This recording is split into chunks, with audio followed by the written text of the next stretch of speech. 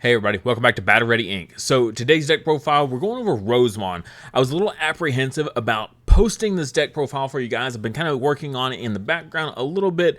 I wanted to make sure it was, up to snuff before I just threw it out there onto the interweb to get brutally subjected by, my viewers. So I was on the fence about posting it, but then my wife went undefeated last week at our locals with it. So I was like, yeah, I think it's in a pretty good position. I'm going to go ahead and throw it at you guys. Really like the deck. Actually, I think Rosemon will probably stick around and be actually decently competitive for the foreseeable future, even into the next format of BT14, just because it's going to get even more support, so it's going to be even better than it is now. And even now, it's like a mini Quartzmon lock that's just really memory efficient in what it does. So a Quartzmon that's memory efficient, I'm all about it. Also, this month's featured memory marker is Kapurimon, so definitely a throwback to one we haven't seen in quite some time. This is handmade out of clay, hand-painted as well, all by my wife, Digimon. You can find this as our Patreon reward for the month, or also as on her Etsy page. Now, this one right here is a prototype, so we check back later in the month or the week, and we might have an updated one. Again, just the prototype, so it's a little bit bigger than it was supposed to be or needed to be. So the next one will be a little bit smaller to fit on the play mat there. So yeah, definitely check back later on the updated version of it. All right, as always, I have the whole deck pulled up for you guys, so you can kind of see it and follow along, so no need to skip to the end to see the whole video. You can see what we're working with here. Some of the stuff will be stuff that I was, on the fence about, but ultimately I'm still really happy with it. So first off, for the babies, Argomon, at its core, I built the deck out like basically similar to Bloom, how Bloom works, in that aspect, but the more I played it, I'm like, well, it's not really like Bloom as much as I thought it would be like. It is very much just like a tent pole kind of deck where you're trying to turbo into your big tent pole piece as efficiently as possible, and then swing with it, right? So could this be changed out for a baby giving a DP boost? Absolutely, it could. Could you go for something with draw power? Sure, I wouldn't go that route, though. I don't think more draw power is what the deck needs. It's not really lacking in that department. If you're swinging with stuff, you're probably already popping off, so I don't think that's quite needed. DP boost, I could definitely see that, but I still just love Argomon as a great green baby. Lots of our effects here will suspend ourselves, so even if we're not attacking, we can still be unsuspending during our unsuspend phase and gaining this memory to have even more explosive turns. So still a big fan of Argomon. For our rookies, we're just running 12 rookies in this build, but I feel really solid with just these 12 here. First, we got the new BT10 Palmon, the on-play reveal 4, add 1 vegetation or plant in its trait and 1 fairy. So that's going to, hit multiple facets of our deck, which is really nice. If you played Bloom, you know how the Palmon works. You're going to grab the lower end stuff, and then typically your higher end stuff is your fairy targets. So yeah, definitely a solid searcher, but you do need to be careful. If you don't have the Tamer in hand, you can bottom deck it. I bottom decked 2 last week when playtesting, so just kind of keep that in mind. Next, we got this Palmon here, just the start of your turn, draw 1. So basically, at the start of your turn, you're going to get 2 draws. If you have more Palmons, you get more. We have multiple ways to play this out for free, so not a bad include, not a bad turn pass card, that sort of thing. I don't mind her, especially in the early games. But our best rookie is going to hands down be the Lalamon. This is pretty much your go-to rookie every time. This is from BT13. It's built specifically for this deck. The on-play search, you can reveal 3, add a vegetation, plant, or fairy, and 1 Yoshino. So this is going to be able to hit your tamers off the search, which is really important. So you're hitting everything you could need. Whatever you're missing, you can pretty much add it off the Lalamon here. But it doesn't even stop there. Great search for the deck, but also the inheritable of your turn. Once return, when this Digimon would Digivolve, if you have a green tamer, reduce the Digivolution cost by 1. We'll talk about the play. If you're not familiar, the Rosemon play, it's pretty obvious, pretty on the nose with what came out in the set, how it all works. but I will explain it when we get there. Next, we got Sunflowermon from BT10. When Digivolving, by suspending one of your green Digimon, you may play one Digimon card with Vegetation, Plant, or Fairy in one of its traits with 3000 DP or less, which we've seen plenty of times. Inheritable, when an effect suspends one of your Digimon, draw one. So multiple uses there with the deck. You know, we're very synergistic with everything here. Everything level 4 and below we can play for free off this Sunflowermon. We play so much stuff for free all over the place that we can trigger this Inheritable pretty often as well. So this was like one of the ones I was like, well, I don't want to cut it or not. But basically what I kind of came down to is I can set up for future turns, right? I can get more bodies on field to do more things in the future. So that's why I kind of wanted to keep this one in there, just because of that. I think it's going to be a great card just for helping build future turns. Even if you don't have the good Sunflowermon that you want to run, if you win Digivolving and you draw into it, it does still meet that criteria of Vegetation with 3000 DP. So we could play this one immediately off of it. I tied with Chase for first with this deck. First time. Okay, keep going. This is my favorite deck. Okay. Yeah. All right, and so this one here is going to be main. By suspending this Digimon, one of your Digimon may Digivolve into a Digimon card with Fairy and one of its traits in the hand for the Digivolution cost. When it would Digivolve by this effect, reduce the Digivolution cost by 2. So this is nice because it's a main effect. So even if you do play this off the other Sunflower, you can then suspend this one, assuming it's still your turn, you haven't passed, to immediately Digivolve this one or the other.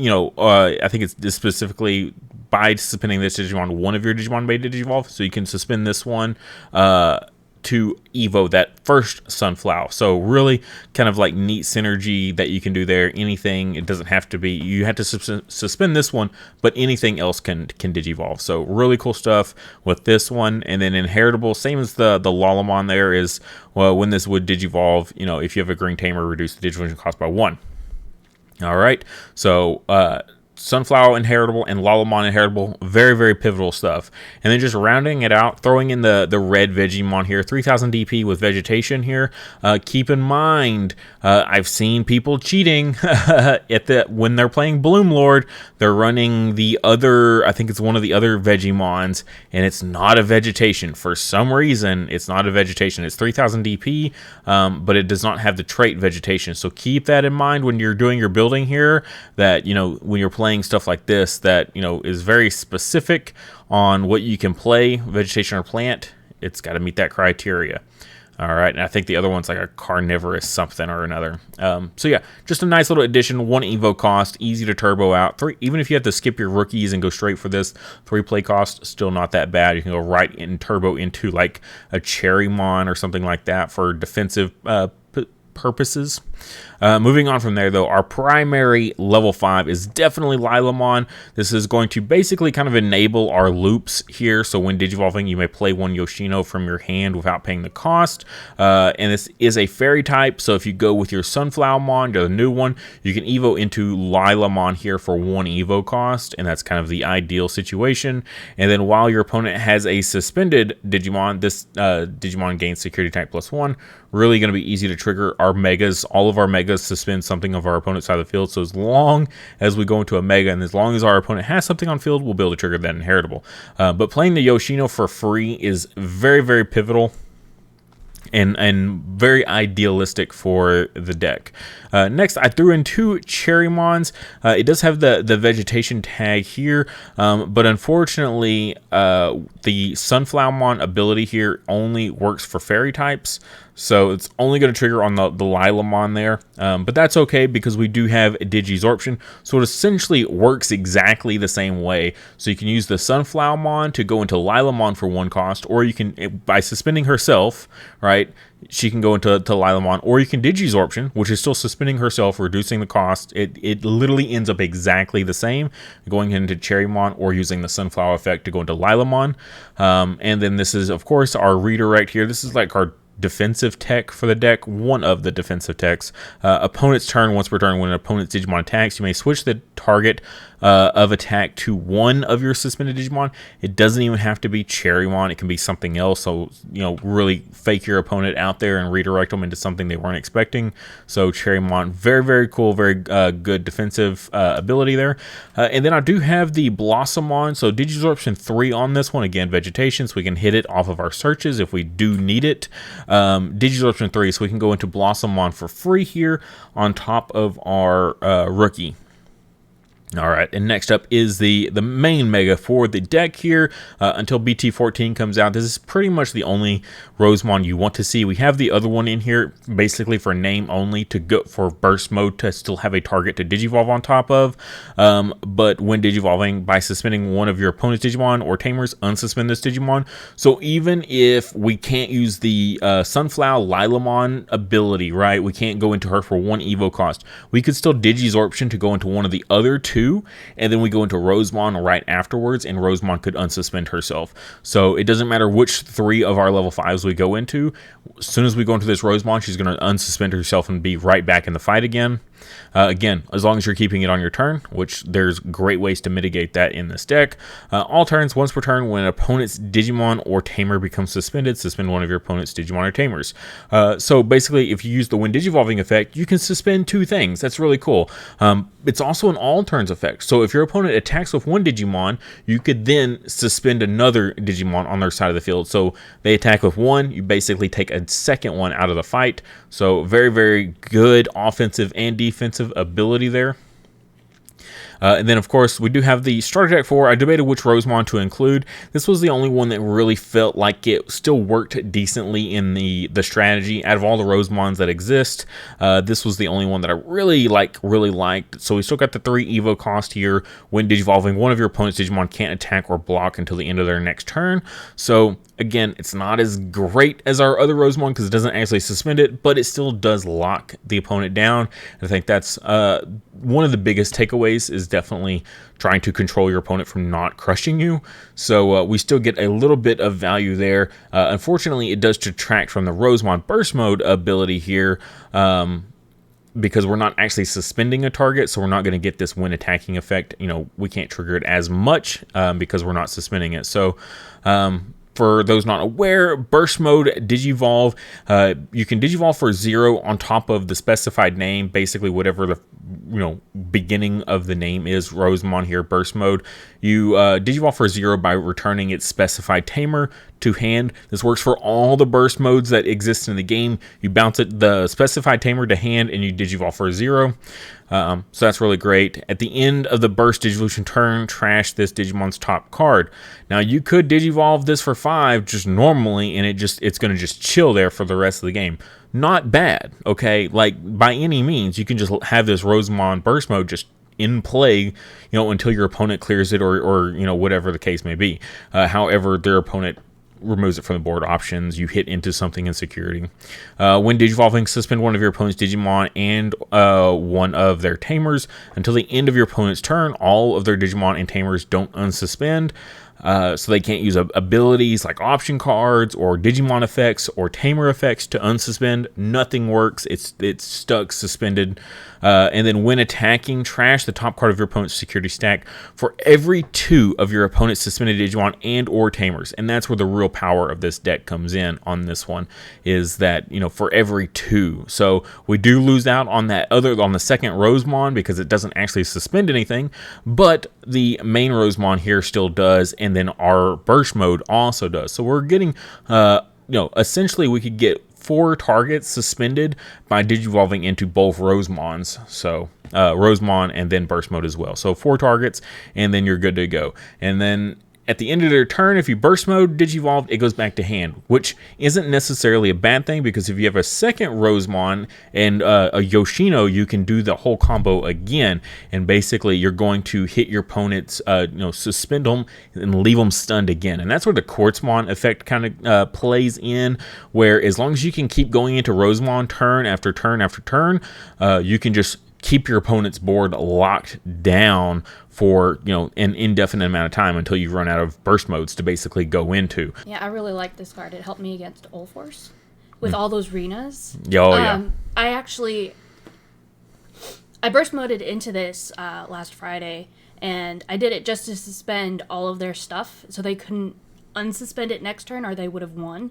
So I bought myself an extra time for the next turn where I would win. Absolutely. So I love this. I love this deck so much. Yeah, and like I said, you don't even have to do the burst mode Digivolve to do that. You could just Digivolve for 5 on top of Rosemon without having a Yoshino on field or anything, just to stun your opponent's board for a turn. So that feels pretty good. Definitely a big fan of burst mode here. And that when attacking effect is so powerful. If you can go burst mode 2 turns in a row, you pretty much just win, right? Because you're going to be trashing and you're getting when attacking, so you're getting 2 security checks if you're on top of Lilamon. So Lilamon giving you that security attack +1. So you're trashing 1, checking 2. Next turn, in theory, hopefully trashing 2 and then swinging for game. So burst mode, incredibly powerful card. Before we go into the options and the tamer and stuff like that, let's just look at the overall idealistic combo here. So first turn, the idea is to go into Lalamon and then Evo into your Sunflowermon in Raising. Turn 2, you're going to promote up, use your main effect here to Digivolve into your Lilamon for a reduced cost by 2. So 1 Evo cost into Lilamon, play a Yoshino from your hand without paying the cost, okay? So 1 Evo here. So even if our opponent put us at 1 memory, we're at 0 memory, we're in a Lilamon. Now we can go into our Rosemon here. So 3 Evo cost Rosemon. However, we've got the Lalamon inheritable, so reduce the Digivolution cost by 1. Sunflowermon reduced the Digivolution cost by 1, so now it's a 1 Evo cost. And then Yoshino, that we just played out for free, your turn, when one of your Digimon Digivolves into a Digimon of Vegetation, Plant, or Fairy in one of its traits, by suspending this tamer, gain 1 memory. So now our Rosemon is free. So even if our opponent put us at 1 memory on turn 2 of this game, you can go full combo at 1 memory by doing that. Pretty easy. I mean, we're running 4 of all these Digimon, so pretty easy. Now we're at 0 memory here with our Rosemon on field, and then we're going to go burst Digivolve here, so bounce the Yoshino that we just played for free to hand. We've already got her effect to gain that memory back and keep it on our turn, so bounce her back to hand, and then go into burst mode here for 0 memory on turn 2, shutting down our opponent's board, and then immediately swinging, getting 2 security checks as well as hopefully a trash depending on what our opponent did on their turn. Extremely powerful combos there. And then just to round out the list, also Yoshino is a memory fixer, so if you just play her out on like an early turn, say you don't got full combo, you can still play her out and just have a memory fixer for the foreseeable future, as well as sets up more additional plays later on. We've got 2 green memory boosts in here just for that reveal 4 add a green Digimon. We want to see our combo pieces. Burst mode is a green Digimon. A level 7 that actually has a color that isn't white is really nice. So we can hit her off of this. We got the delay gain 2. So, we can have, in case we're missing one of our inheritables here of reducing the Digivolution cost, we could still pop the green memory boost and get a little bit extra memory to make sure that we can still pop off with that combo. And then rounding out the list, the list felt really good as is. I filled out all the slots. I didn't really feel the need for any more rookies. I can skip the rookies if I want to. The red veggie here is only a 3 play cost. The Sunflowermon is a 4 play cost, but if she sticks around for 1 turn, it comes back to us. That's it. We pop off from there. So not too bad there. Only a 4 play cost. So I just went with Grandel Soul. I think having some removal in a deck is always good, like big removal option. We're talking the big option removal cards. Just fantastic stuff. When you would use this card, if you have 2 or more suspended green Digimon in play, reduce the cost by 2. Very underrated, very overlooked ability there. So this can be a 6 play cost. Big removal threat. Suspend one of your opponent's Digimon, then return one of your opponent's suspended Digimon to the bottom of the owner's deck. Activate this card's main effect. In security. So, and then keep in mind, it doesn't have to be the same thing. So say they attack with 1 and then this gets hit, you suspend a second target that's on field, and then you can go back and bounce the first if you wanted. It stops second attacks from coming in, finishing blows, that sort of thing, as well as whatever you want to do, whatever the situation is, especially if you have your opponent's board stunned with you've already played your burst mode here and their opponent's board is going to be stunned, you could go Grandel Soul to suspend something else and then, remove off a big threat, and that other thing that you suspended on the side will stay suspended. Grandel Soul, I think, is a very underrated removal. I mean, it's definitely the best that green has to offer here. So I think it's a great card for security, especially just because we can. It's almost like a double tap in security that I really, really enjoy. So I just went with 3 of that just because nothing else really felt necessary.